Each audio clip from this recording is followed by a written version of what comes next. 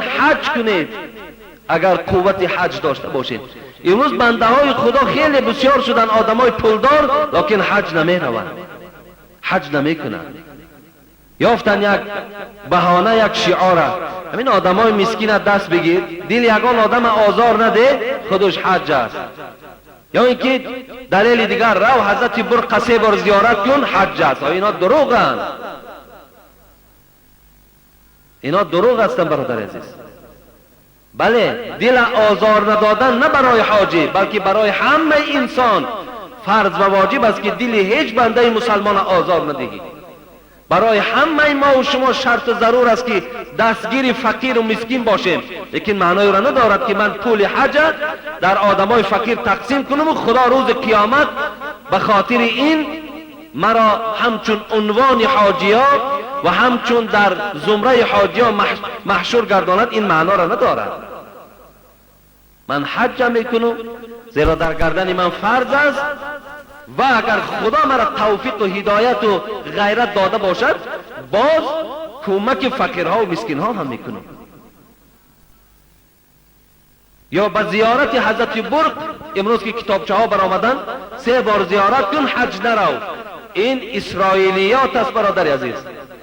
این توصیه مردم یهود است.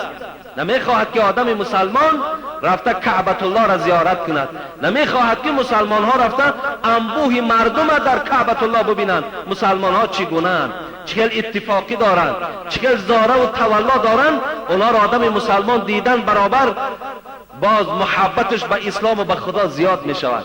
به این خاطر هر چیز خواستن نویساندن گرفتن، رو فلانی را زیارت کن حج می شود. اگر 3 بار نه 300 بار برو به خدا قسم یک حصه حج تو را خدا در نامه اعمال نمی نویسد. 3 بار چی است؟ یا دیگر خواهشات من همین است برادر عزیز، از حج که آمدیم حاجی خوب شویم، حاجی با توفیق شویم، حاجی مهربان شویم. از جمله کسانی که دروغ گویند، خیانت کنند، دزدی کنند، فریب کنند، عرق نوشی کنند، فسق و فساد کنند، از جمله این گونه حاجی ها نباشید. اگر چنده که امروز این خبرها هم به گوش ما میرسد، برادرای حاجی از من ملال نشوند، ما خودمان هم حاجی هستیم. لیکن هر حاجی که اگر در این گونه راهی نادرست می رود، این یقینا است که حج او در پیشگاه خدا قبول نشده است. این سخن حضرت سعدی است: خر عیسی گر برش به مکه، گرچه آید هنوز خر باشد. عاقلان این سخن نکو دانند، زاده خر همیشه خر باشد.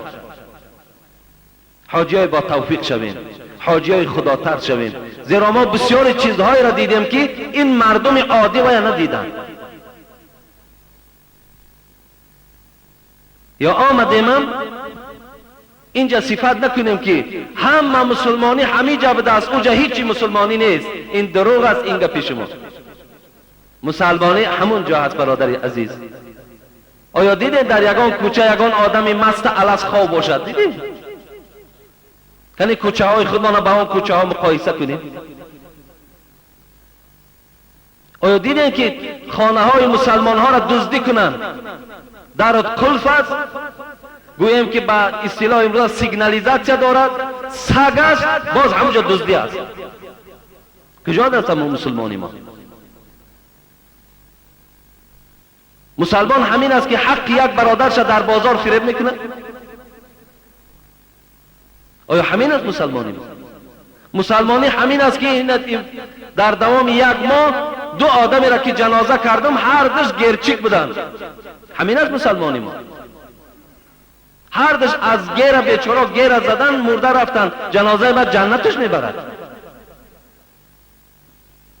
اگرچند ما در پیش اونا گفتیم که این جنازه من به این هیچ منفعت نمیبخشد. و برادر عزیز یک مراجعتی دیگر دارم. امروز باز استفاده بردن همین دارو در بین مردم ما و شما اوج گرفته است. در کدام محله که همین گونه شخصانی که اینا میفروشند لیکن شما خاموشی را اختیار میکنین، اینها را برده در همون اداره های دخلدار خبر نمیدهین. قسم به خدا همه شما گناهگار هستید، همه شما گناهگار هستید. شما جنایت دیده میپوشید، شما غم یک برادر مسلمان تان نمیخورید. تا زمانی که این فروشنده ها اگر از بین نابود نشوند، فرزندای ما و شما در این راه روز به روز هلاک میشوند، نابود میشوند. سرچشمه پیدایش انمون خانه های هستند که اینها را میفروشند. این خبرکشی نمی شود، این خدمت در دین اسلام می شود، زیرا الله این حرام گفته است.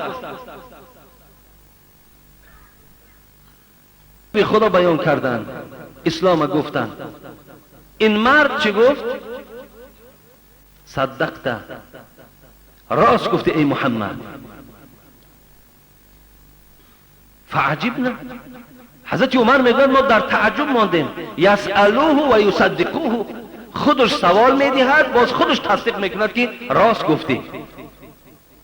باز سوال داد اخبرنی عن الایمان، ایمان چیست؟ اسلام و پیغمبر خدا بیان کردند. حضرت گفتند ان تؤمنوا بالله، ان تؤمن بالله و ملائکته و کتبه و رسوله و ان تؤمن